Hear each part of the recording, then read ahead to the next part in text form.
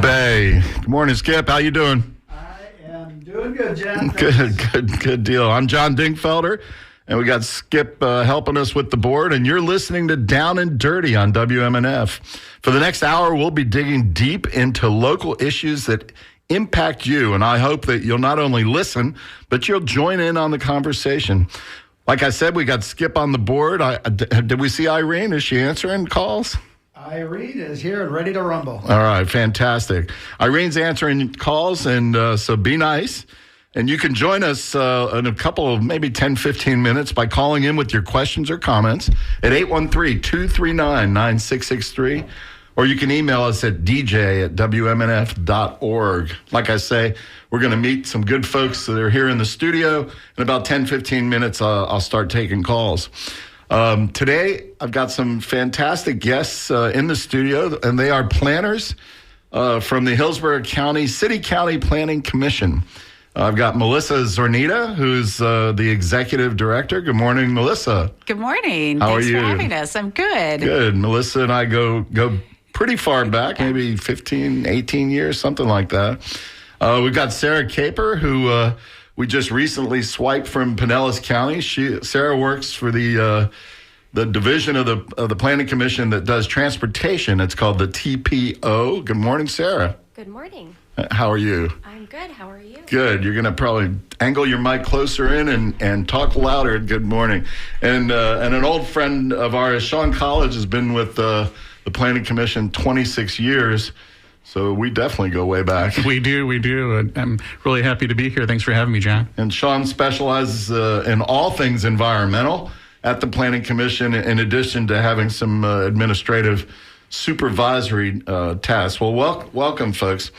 So just as a little preface, about 30 years ago, I was fresh out of law school, 30-something years ago. Fresh out of law school, didn't know anything about planning, but I was working for the Hillsborough County Attorney's Office. And one of the first cases that Emmy Acton, the county attorney, gave me was a planning case. It was actually to defend the Board of County Commissioners and also the Planning Commission, you guys had your own lawyer, defend them on a planning case. It was a big comp plan amendment that we called the I-75 corridor. You remember that? I do, yeah. Yeah. And so I was thrown into this case, and it's like I had no idea what I was doing. It's like, planning? What is planner? Planners? Who are you? So I go downstairs, and I give a shout-out to our good friend Ray Shermonti, Lorraine Duffy, and Rick Harcrow. And the three of them sat me down around a table at the Planning Commission for weeks on end to train me about what planning was. And it was a great education. And, of course, sometimes it was followed into the evening by some beer and wine. But anyway, I just wanted to give them a shout-out. It is not unusual for people to not understand what planners do. Yeah. Yeah, and as a segue, Sean, just the concept of planning sounds just horribly boring. Great. With no offense. Okay. But a lot of people say that about law and other things I've been involved with. But Melissa, how did you get into this? And I'm sorry to insult your career. No offense taken. It's important work, and it's not for everyone. But I got into planning as part of my undergraduate work. I had an internship in local government. I was a political science major. And that was where, up in Virginia? Yeah, at William and Mary in Virginia. And they put me in the planning department. And I did not really know that this was a field that you could focus on, but it was really neat to see how these planners were impacting how the built environment was occurring, how long range things were changing in the community. And that really spoke to what I wanted to do, which was to make the community a better place. I think I read or heard that originally your family was more political, and you thought you might go into politics. Yeah. I grew up outside D.C., and when you live outside D.C., national politics is kind of your local news, and it really filters into everything. My dad worked for the federal government, and so I'd had some internships up on Capitol Hill, that type of thing, and thought, oh, that's what I'll go back and do. But then once I had this internship and saw how at a local level you could really make a bigger difference, I was like, that's it. That's what I need to do. And that sort of turned my whole career. As the executive director of the Planning Commission, you actually are involved in politics, local politics at a minimum. I don't know about state, but local politics in terms of your everyday interaction with city councilmen and women, county commissioners. I had no idea how political ultimately planning as a career was. So it's really kind of been a great melding of two things that I enjoy. Because ultimately, as staff to the Planning Commission, we just make recommendations. And then it goes into this political arena because it's the elected officials who make the final decision about everything that we do. And so which has to be a bit challenging and frustrating. It can be. I won't mention names or anything, but we can talk generically. A little challenging, a little frustrating. Yeah, I mean, over the years, certainly there are the decisions that sometimes I remember the most are the ones where the elected officials didn't agree with us, because that's, you put a lot of time and effort into the analysis and the research behind the policies that we're recommending. And then when it doesn't go your way, of course, that's a little hard to swallow sometimes, but over the years, I've sort of learned that's my role. That's our role, is to make these recommendations, to do that work, to give the elected officials the best information so that they can make the decision. They're going to take into account a whole lot of other things that as planners we're not, in terms of what their constituent needs are, what the budget might be, and the resources to implement things are. And that's their job. And so, it's frustrating at times, but it also is, I think, an important part of how our process works. Yeah. Sean, you've had a long career over there. I guess you got a few more years. I do. I started very young. Yeah. What's your perspective on this as related, especially to the political interaction, I'll give you guys some credit, to good planning. So if you guys bring good planning ideas to the elected officials and then it doesn't work out, is there a lot of grumbling back in the farm? Well, you have to have thick skin to be a planner. I mean, our job is to plan in the public interest. That's our goal. That's what we strive for. We're looking at how can we make it better for the general welfare and for everyone in the community and the visitors to our community. And we want to put forth our best recommendations. And but as Melissa Zornita just said, then it goes into the hands of the elected officials, and they make the ultimate decision. And you just have to have a little bit of a thick skin. Most of the time, it works out well, and sometimes we go back to the drawing board. Yeah.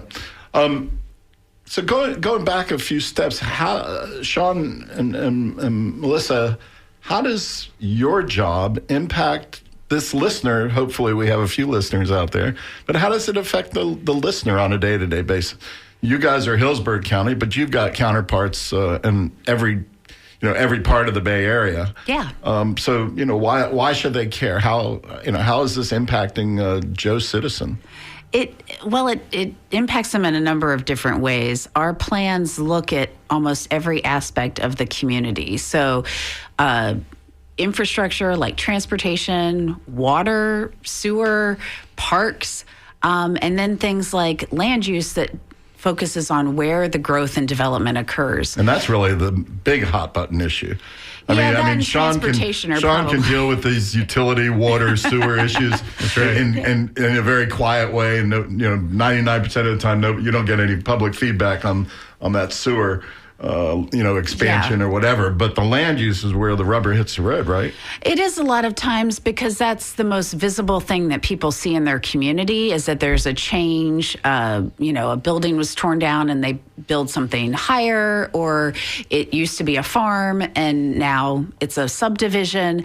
And then that comes with it a whole bunch of these impacts on the infrastructure. And that's why it's really important that we look at all of those comprehensively, because all of that impacts everybody's quality of life. So it's not just that the homes were built there, but it's also that then that puts more cars on the road, more kids in the schools. Is there a park to serve that neighborhood? And so we're trying to look at that holistically to make sure that all pieces are put together. It's kind of like a puzzle. And if you don't have all the pieces, that's a problem. Yeah. So going back to, I think it was 1985, the state did something wise, and they passed the statewide Growth Management Act, which included this concept of concurrency, which you were alluding to a minute ago. Sarah, why don't you explain your understanding of concurrency and how it impacts transportation? Because that's probably one of the biggest issues that people complain about, that they're upset about, that we've got traffic jams all over the county and the region, right? Yeah, concurrency is at its heart the idea that if somebody is going to be contributing to more people in our community, that they're accounting for their share of growth, and they're considering that with fees or other kinds of infrastructure that they're doing as they're doing their development. And infrastructure, as we know, plays a big role in providing that support for our community. Concurrency has changed a lot in the past decade or so. There's been a lot of change to what we can do with growth management and what we can't do. Now, when you say we, like we at the local government level? Correct. The state of Florida has changed how it does concurrency about 10 or 15 years ago. They've weakened local government's ability to address concurrency? They've changed how local governments can do it, and we have less control than we used to because of the changes in state law.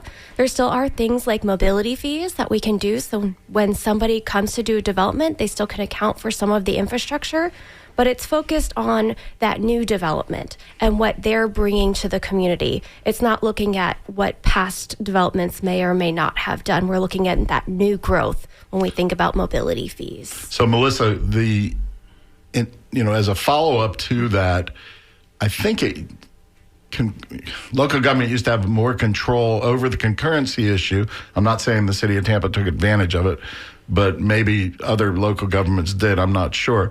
But in terms of actually saying, you can't build that 1,000-unit, new suburban development until you agree to widen that road or you pay to widen that road. Right. I think out in the county you had more of that as opposed to the city. And the state law did change, as Sarah was describing. It used to be that if a development came in and for transportation, they would cause the road to fail, the local government could say you can't build that until an improvement has been made to fix that problem. Because the traffic analysts, they evaluate those 1,000 homes. 1,000 homes equals X number of cars. Right. That road is already, what do they call it, like a C road or a D road, and now it's going to become an F road. Right. A lot like my middle school grades. But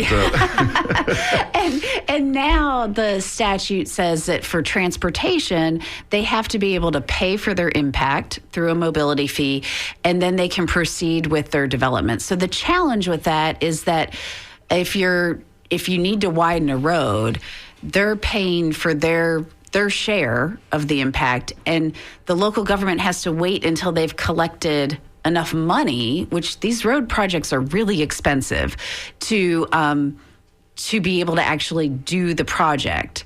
And they can't hold back anybody until that happens. Now, there's still more traditional concurrency in the area of like water and sewer and things like that, which makes a lot of sense, because if you don't have water coming out of the pipe, like the people who move into that home are not going to be happy. So that has to be addressed immediately. But I think the legislature wanted to give some more flexibility given the backlog of transportation improvements that are needed and how that would really hold back growth. And so that decision was made by the legislature. I had somebody approach me recently, and I said, hey, I'm not on council anymore. I referred them to current council people, but it was an interesting comment. There's a huge amount of development on the spit of land right next to Gandy Bridge. It's called Rattlesnake Point, and you guys are all familiar with it.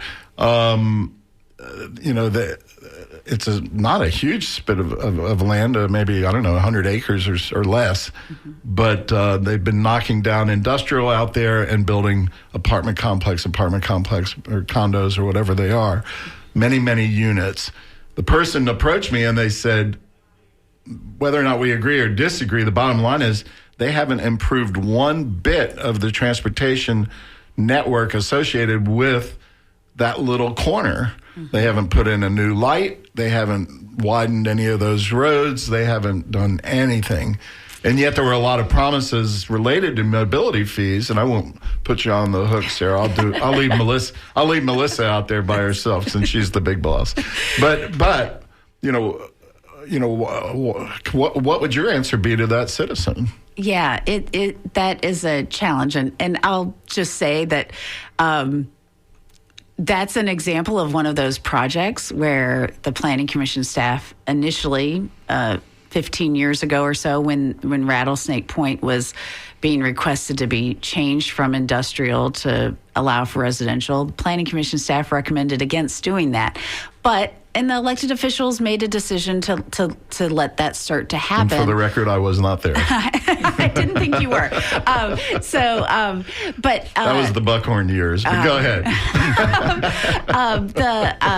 But what happens is that developer is probably paying whatever the city is requiring as a mobility fee. And of course, making sure that the fee keeps up with the inflation and the costs is another challenge that has to occur periodically to make sure the fee stays relevant. And but they're paying that and they're allowed to build, but that may not be enough money to actually improve West Shore Boulevard. And so then the city has to either come up with the rest of that money, which, is another challenge, or they have to wait for other developers to pay that fee. And unfortunately, what the residents see is that the problem just gets worse in the meantime. So it's... And by the way, speaking of money, it's unfortunate that the city doesn't have an earmarked source of money for transportation to speak of. We just get it out of the general fund, and the general fund is always hurting because they pay salaries and police and fire with that. So that's the rub there, as opposed to water and sewer and garbage, which have designated, separate revenue sources. We've struggled I'm for probably decades getting a little with geeky here, but let me reintroduce these folks. We've got some wonderful planners here from the Hillsborough County City County Planning Commission.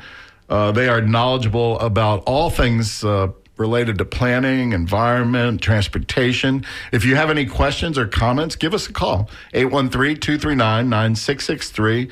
Or you can come into us with an email at dj@wmnf.org. I cut you off, Melissa. No, that's okay. I was just going to say that the having dedicated funding for transportation and for other aspects of infrastructure has been a challenge my entire career that I've worked here. Yes. And something that Sarah and the TPO team work a lot on is trying to get creative with things like grants and other opportunities to get dollars from the state or federal government to help with the infrastructure, because they always want local money too. They want to see a matching local fund, and if you don't come up with the local money, then the feds go elsewhere. That's been my experience, right, Sarah? Yeah, that's very true. There are a couple of opportunities, especially now with the infrastructure funding that's available through the federal government, to have certain areas where there is no match requirement of the local government or less than there used to be. And we're really looking at those carefully to see how can we take advantage of those funding sources. But oftentimes, yes, there is a local match required, and we have to make that commitment, which is part of the challenge. If we don't have the funding to do that, we're not able to get some of those grant funding sources. So, Sarah, you work closely with the DOT, the local district office, correct? Yes, okay. Very closely. Yeah, and I'm sure they have their own planners, and we have you, and that sort of thing. In that regard, what's going on locally on the interstates? What's going on the major roads that the DOT is working on? I know down there by Ybor City, Malfunction Junction, we've got a lot of construction going on that sort of slows things down for now, but what will it do long term? Yes, well, there is I'm sure everyone always feels this. There's always construction on the interstate one way or the other, and we know that's working towards that goal of trying to make things better in the future, but it's always a challenge for now. So we're doing a lot of work. The FDOT is doing a lot of work to improve or make changes. Not everyone sees them always as improvements, but make changes to the interstate system. There's a lot of work happening. I think coming south on Yep. 275, they're going to, that exit to I-4, they're going to make 2 lanes instead of just 1. Is that correct? Yes, so they're doing work with that. They're also doing work throughout the Tampa Bay area, or can see that with happening with the Howard Franklin Bridge construction. There's also work happening on I-75 in South Hillsborough County. So we're always looking at that. And part of our job at the TPO is thinking towards the future. And we have our Access 2050 plan being developed right now. We just heard from people where they want to see roadway widenings, where they want to see transit projects. Now, when you say we on that, is that the TPO? That is- Access 2050? Access 2050. It's the TPO's plan that we're currently developing. And Okay. it's our long-range vision for 2050. And how do we get there from here? Because we know 2050 doesn't just happen. And you allow for public input in that process? Yes, we do. So we recently completed a survey and we're analyzing the results, and we'll ask the public for more feedback later this summer or into the fall as well. Cool. So you mentioned Howard Franklin Bridge. One of the things I always fought against when I was on the MPO, which was the predecessor of the TPO, was the quote Lexus lanes. And I know that and that would be what's the real name for them? What do they call them? They're toll lanes that let you Express go faster. lanes. Express lanes. Express yeah. lanes. Yeah. And I know they're big in South Florida, and I know they just implemented them over in Pinellas. Yes. And of course, they call them Lexus lanes because maybe some people perceive they're just for rich people who don't mind an extra dollar or whatever to be able to go a little faster or whatever. Has the agency, has the Planning Commission or the TPO taken a position since I left on the express lanes? Yes, well, I am fairly new to the TPO here, Okay. but we do look at managed lanes when we do our long-range planning, and we don't specify if they're going to be toll lanes, express lanes, or managed some other way. There are different ways you can use them to manage congestion. So it's like a secret. Well, you have to wait till it gets a little closer to happening before you say what kind of strategy. Yeah, I remember the the district DOT district secretary told me that and patted me on the head and said, we'll figure it out later, which I don't know. It didn't There make me are happy. other ways that they can, like they use in some places called ramp metering, where they let a certain number of cars get on the road at a time to manage the I've seen traffic. that, like in DC or something. Yeah, so it doesn't always have to be tolls that are the way that are managing. It's from the long range planning standpoint, it's more about how can we make the road work the most efficient. Yeah. All right. Well, I invited people to join our conversation, and we have a gentleman, Matt from Tampa. You are on the air. What's up? Good morning, everyone. Thanks for this discussion. I know that the county recently killed I want to talk about alternative modes of transportation, and I know that the county recently killed the proposal for the ferry system between, I think it was Alafaya River and MacDill. And what is the long-term strategy? What is the thinking for aerial modes of transportation, such as drones, electric drones? There's a system that's going in down in Miami called Urban Link, where they're at least discussing the possibility of this. And 10 years down the road, I think that's what we're going to see. So I just wanted to see what's being discussed along those lines and where we are going with that. And I'll hang up and listen. Thank you. Matt, thanks for listening. Yeah. Great question. We appreciate you. Thank you. Who wants it? Hot potato there. Potato. I can start. So we are thinking about those. One of the things that is always on our mind is what's going to happen with some of these modes, like aerial transit or transportation options that are still being developed as we think about them. And so it's one of those things where we keep it in mind. We might do planning studies. We might look at the state of the practice and where it's going. But as we look at Chronologically, how far away do you think those human, passenger type drones, might be?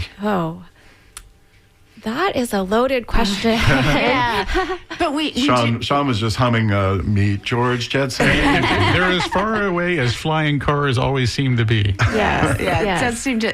Yeah, I think we thought it might be sooner than it has been, but we did maybe in the last 2 or 3 years did a study looking at what we called Veriports, like places where these vehicles, like if you almost had like a flying taxi system, could land, and where from a use of the land standpoint, where would it be appropriate for those stops or stations or whatever they're going to be called would occur in places in downtown, maybe some places in Brandon.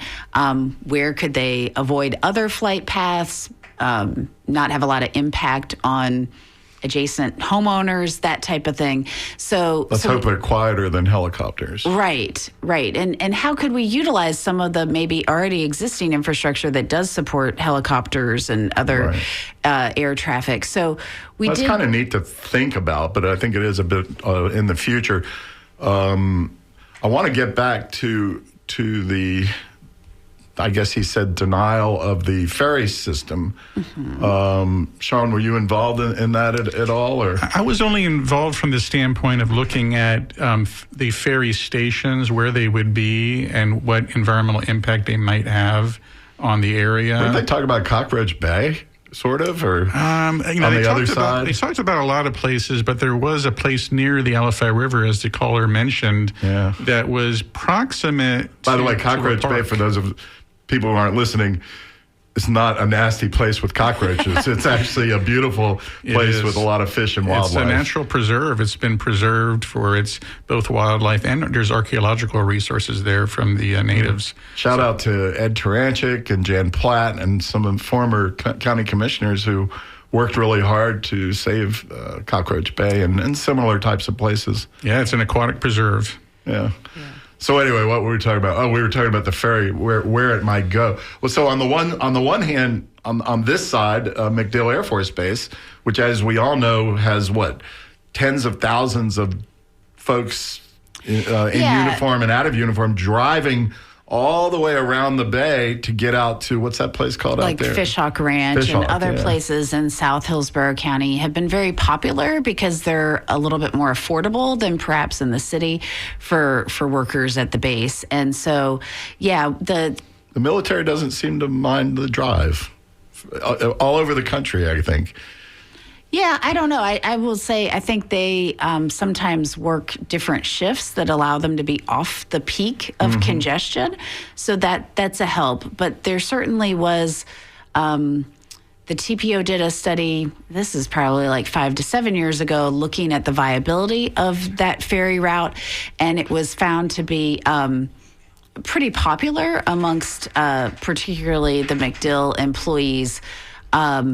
So, we're always trying to put out there different recommendations of alternatives that would help shift probably a small percent of the population from driving, but any small amount helps and helps alleviate the congestion, because we know it's not, in my mind, there's not one solution to the problem. We need multiple solutions. So we needed the Crosstown Expressway to support that route. We also might need to look at a ferry. We might need to look at bus service, and all of those things then work together to help address the growth and the transportation needs that are going to come with it. Do any of the three of you get stuck in traffic sometimes? Oh, 100%. Sure. And Melissa, how does that make you feel as a planner? I mean, because as a planner in an ideal world, working with Sarah's help and the good folks, at the DOT,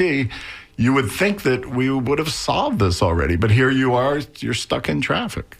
How does that make you feel personally? Well, it is frustrating. I mean, I can't, because we've put forward a lot of different options over my tenure at the agency, and Unfortunately, the place where it seems to get stuck every time is in how we're going to pay for it. And because they're big ticket items, it's not like it's, pennies to go widen a road or to create a faster bus in a dedicated lane, which HART is actively looking at doing, and we're trying to support them in that. But then they need the money to operate it. So all of it, and a lot of times I would say one of the things that I've found is that as a community, we tend to fixate on one solution when really we need a whole lot of solutions. What's that multimodal? Multimodal. Like we need ways for people They're big to be words able I can't handle. to walk and to bike. We need ways for people to have transit options, but we also have to recognize that we're in an auto-centric community. That's how we've developed over the years, and so we still are going to have to accommodate the cars too. So we need to look at all of those. It's not one or the other. A lot of people get bothered by these bike lanes that are going in the city of Tampa. I'm sure you hear about, Sarah, nobody's using them, that sort of thing. What's your response? Well, I think one of the ways that we can help show that people are using them is by doing counting of people. And that's one thing we've really been investing in is the technology or working with others to be tracking who's using them and tracking and counting and saying we see these many people that are using the bicycle lanes.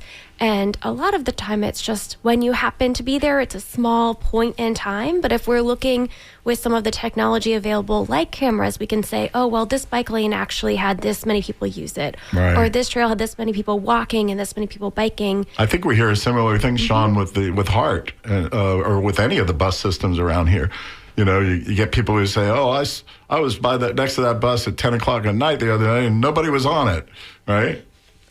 It's a choice of, again, multimodal is what kind of community do you want to have? Do you want to have one with multiple modes or do you want to have one that's auto-centric? And it's about choices.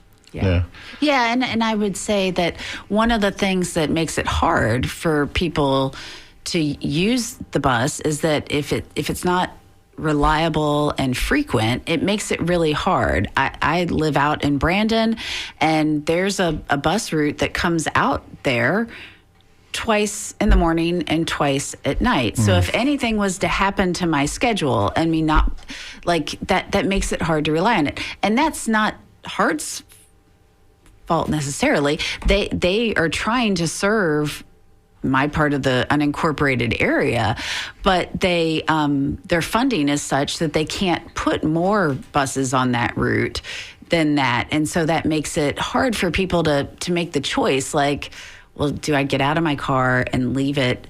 I grew up outside DC. We had a lot of choices and we had fast, reliable transit service, but we still had a lot of transportation congestion. Yeah. It didn't make it go away. Lynn and I were at a wedding this past weekend in Bethesda, outside of D.C.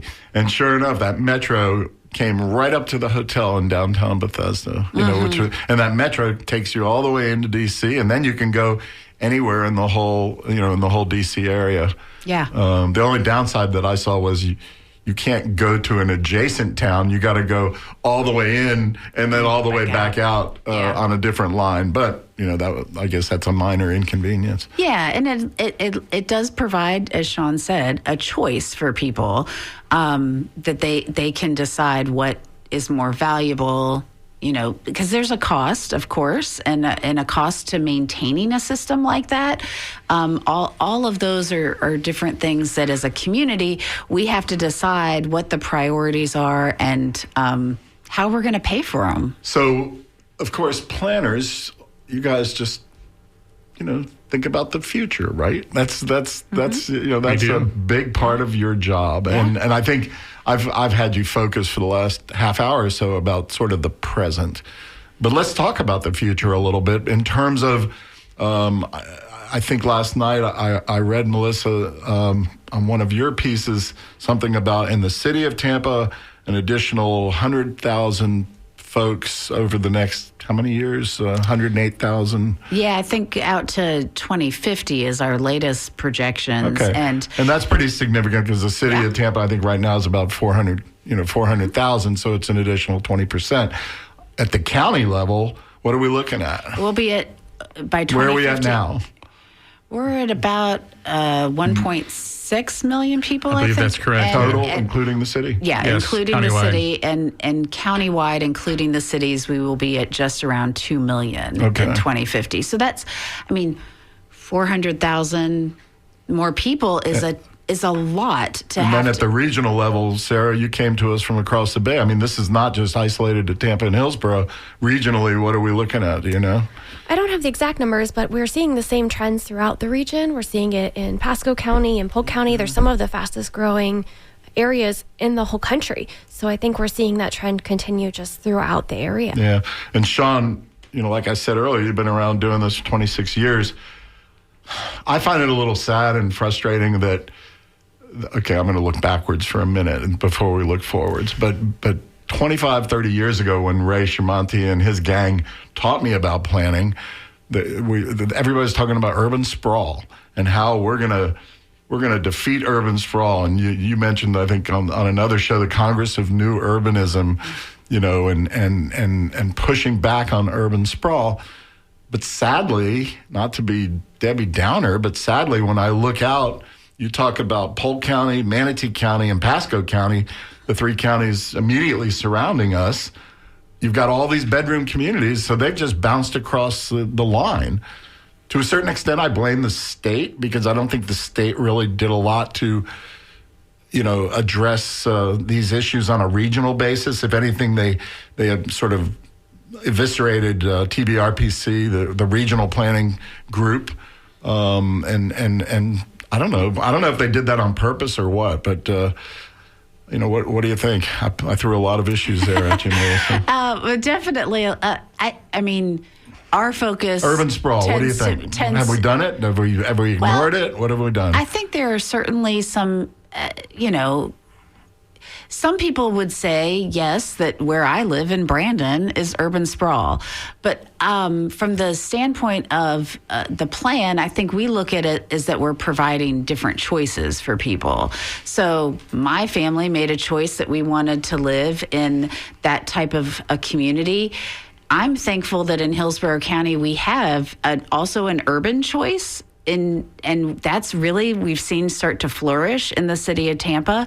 And we have a rural choice. We have a lot of areas that still are maintained with strawberry farms. Are they going to stay rural? That's my concern. It's been my concern a long time. I love the strawberry farms. I remember when we had citrus groves. Yeah. Well, every time we survey residents, that is a piece that continues to be important to our community. So it's a piece that we continue to retain in our comprehensive plan. And while we recognize that we may need to move outward in some areas to expand the suburban choice, and we need to redevelop inward. I believe that our plan still calls for maintaining rural areas. There's a lot of pressure on them, no doubt, but they're a lot of pressure on those families to go ahead and go ahead. One thing we could be proud of is our urban service boundary. Mm-hmm. Decades ago, we put forth an urban service boundary in Hillsborough County, and if you could roll back the clock and not have done that, our landscape would look completely different right now. Are we holding that line, though? So we now have an urban, a suburban, and a rural choice in But this Sean, county. are we holding the line on the urban We have service up area? until now, and we're dealing with rampant population growth at the moment, and there are going to be some changes made in the coming years, but we're still going to have the rural, suburban, and urban choice, and we've also preserved upwards of 70,000 acres through the Environmental Lands Acquisition and Protection Program, ELAP, that has maintained natural habitats. So there's a lot of real successes we've done in this county. All right, I won't be Debbie Downer too much. All right, we've got David on the line calling us from Tampa. David, you're on. What's up? Hey, this is a great topic today. I really appreciate it. I had just two quick questions. One thing I noticed with the new Howard Franklin design is that it's going to include pedestrian/bike path. I was curious, how were they even able to do that, though, since it's an interstate highway? I didn't know. I thought you couldn't have pedestrians on Interstate Highway. I think the Courtney Campbell included it as well. So The Courtney Campbell does have a trail that goes alongside of it. I can't speak to the mechanisms of how the funding works, but it is separated, and that's a very key part of it. It's not on the shoulder of the roadway. It's a separated facility, and that's a really key distinction. Sometimes for you having see that people access. riding their bike on the shoulder of the Gandy Bridge, and it's like, oh my God. Scary. That's scary. Yeah. It is. But anyway, okay, so that somehow or another they were able to fund that bike improvement, pedestrian improvement on the Howard Franklin. That's a good thing. What else, David? Your other question? My other question is, like, why have we never gone to like a regional transportation agency model like Atlanta or Washington, D.C. has? It just doesn't make sense to be so piecemeal like we've been for years. Yeah. Great question. Great question. Thanks for calling. Thanks for listening. Thanks. And we are studying that as we speak right now. So this would be effectively sort of a merger of the various TPOs in the Bay Area, right? Yes, and there's actually a meeting happening as we speak, I think, about the Suncoast Transportation Planning Alliance, which looks at the metropolitan planning organizations, the MPOs in our region, and they're getting together and they're talking about different things. And who did we send? Your boss? My boss is there as we speak. Yes, Okay. Dr. Wong is there. All right, I'm glad we sent somebody. Yeah, we always have There's somebody some elected there. officials who also represent the TPO there. I know, and you say elected officials. Politically, it's sort of a hot potato because on the one hand, as a local official, city councilman, county commissioner, you say, oh, I want to control what's going on in Hillsborough County. But if you make it regional, there's a perception, I think, that you're going to lose control, and that when it becomes regional, then somebody in Pinellas is going to control what happens on Fletcher Boulevard or whatever, right? That's definitely a concern that we hear, and there are some examples from other regions of how they're successful in doing regional transportation planning. We can also look at other regional entities in our area. I know Tampa Bay Water gets discussed, and other entities that think about how do we work together to further the Tampa Bay region, and some of that is thinking about how do we interact with our neighbors. So, Sean, you jumping back a minute, you said you think the Urban Service Boundary has done a decent job of sort of reducing urban sprawl in the county. I guess we have trouble controlling it when it jumps over county lines and into the next county, right? Yeah, we can't really control what's happening so much in the other counties. We do coordinate with other counties. Do we? Yes, we do. How? We interact on a number of different methods, and we visit the different county departments and vice versa and learn what they're doing. Do we talk about land use with other counties? Yeah, absolutely. Particularly when we're working on plans that are abutting. So a good example is Plant City.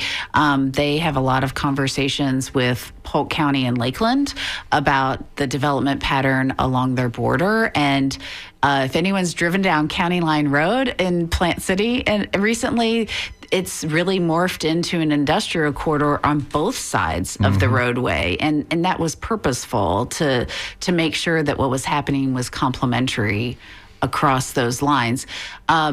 Certainly there are places like along the Pasco County border where we have certain pressures, like in Keystone, Odessa. There's a lot of growth that's happened on the other side of the Pasco County line, and it's been really important to the Keystone Odessa community that area stay rural. That's been a part of the county's comprehensive plan and their community plan since I think 2000, and that's something that has been maintained. And I think that's another example of a success where we've been able to support and uphold what the community wanted in that part of the county. If you're just, if you're just tuning in, this is WMNF, and this show is called Down and Dirty. We try and get down and dirty on local issues that affect you.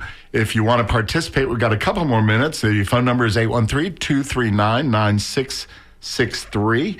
Melissa and your cohorts, Sean and Sarah, are here from the Hillsborough County Planning Commission. And I know one of your big tasks right now as related to the city of Tampa is this 2045 2045 20-year long-range plan that we do update every 20 years, but basically sort of tweak it every 5 years. So what's going on with that? I know that takes a lot of your time, and you're involved with the public on that, et cetera. It does. Yeah. We had a great effort to update the City of Tampa's vision, and we had a lot of folks participate in that, which has then guided our work on updating different sections of the plan. And we've already completed work on a section called One Water. How many folks would you say you got input from, either online or in person or whatever? Did you have a number on that? Yeah, it was over 1,000. I can't remember exactly how People many. answering your survey and stuff like that. Yeah, and then participating in meetings. We went to a lot of community meetings, met with the community redevelopment areas. I did your survey, but I only did it like 900 times, so I don't know who those other 100 people were. But, no, I'm just kidding. You broke our system. I'm just kidding. We're one of the areas that there are 3 areas that we're working on right now that will be coming forward and having some opportunities for input from the community on what we've drafted in August and September. And those are the land use section, the coastal management section, and the housing. Coastal management, not coastal high hazard, or same thing? It's basically the same thing. Okay. Our resiliency along the coastline. And we saw that those 3 issues really were very interrelated. We've heard a lot about the housing affordability and how that's been a challenge. We're seeing a lot of pressure for additional growth along our more vulnerable coastal areas. Well, let's stop at housing affordability. Okay. I've had several shows on that, but I want to get your take on it. From a planner's perspective, from long-range planning perspective. I mean, is there anything that your agency can do and or local government can do, to address affordable housing from your perspective? Well, the approach that we're taking is that we're going to try to incentivize housing in the areas where we want it to occur, and specifically housing that addresses lower income levels. And so, and how do you encourage that? We'll be introducing a density and intensity bonus, where if a developer comes in certain areas, they want to include a portion of their project targeted at certain income ranges, they would get a bump in density to allow them to build a little bit more, maybe offset the cost of doing those more affordable units. So that sort of parallels Live Local, right? The state statute. It's a similar approach in trying to incentivize it, and we're really trying to target, in particular, additional incentives on transit routes, because we know that transportation costs are a large part of what makes things affordable or less affordable in our community. So if we can line those things up, it makes a lot of sense. So let's say that some developer lucks into finding a parcel down in Palmacia in South Tampa in a fairly affluent area, established area, 75-year-old homes, 100-year-old homes, single-family homes, and they luck into a 1-acre parcel, in that type of neighborhood. Maybe it's a tear-down situation, or maybe it's an industrial commercial situation. So is that an example where they might be able to increase their density? And if so, aren't you going to get a NIMBY response from that type of old established neighborhood with a strong civic association? Well, I just gave you an example. That's a hypothetical. Yeah.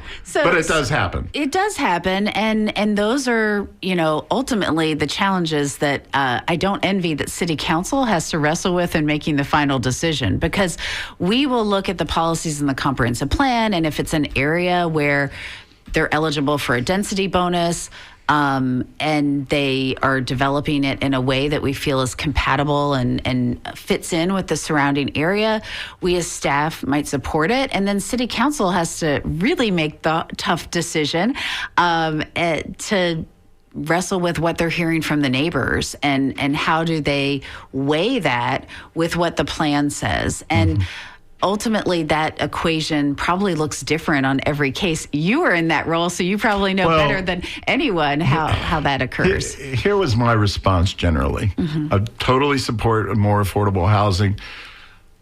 But instead of going down into those types of neighborhoods and having huge battles and huge fights all about 5 or 10 units, what I said was, why don't we go vertical? Why don't we find those places along Kennedy Boulevard and Cypress and places that might be appropriate for real transportation, and go vertical there, because the minute we go vertical, you're talking about an apartment building or something with 100 units.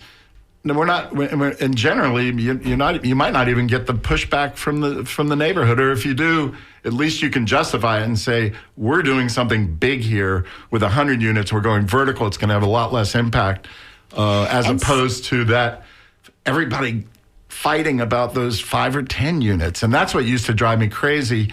On some of those little small micro rezonings. And those are definitely harder. And certainly the direction that we're taking with the comp plan is trying to encourage the density to occur, not in the middle of the neighborhoods, but on the corridors around our regional activity centers of downtown, West Shore, the university area, and doing just what you're talking about in terms of building upward, utilizing areas that, Midtown's a good example. I don't know that it's affordable, but it's a good example of a spot along Dale Mabry where nobody necessarily was enamored with the commercial development that was there. And now they've been able to turn that into something that is more people are enjoying as a part of their community. Midtown was really interesting. The owners approached me back in 2003, 2004, and they said, we're starting to accumulate this property, and we're thinking about this thing. And and they were out of New York, and I said, you've been breathing a lot of fumes up in New York, because nobody's ever going to build there, nobody's ever going to live there, et cetera.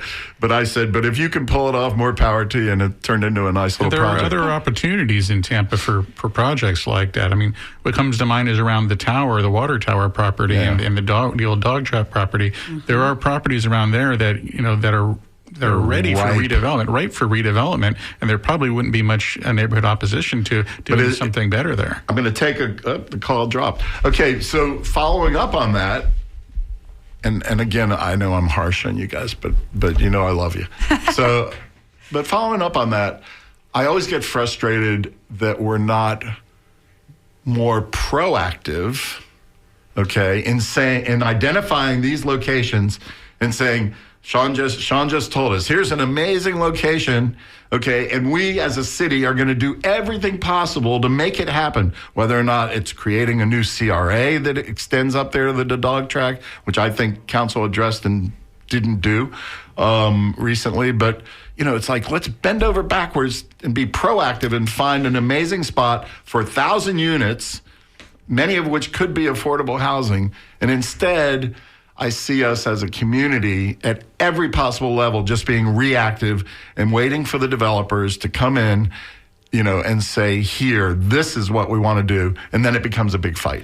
Well, I hope when the draft of the plan comes out in August and we have these community meetings, that folks see that there is some real clear direction about where we want growth to go in the city, and that we're targeting and lining up the incentives to support that there.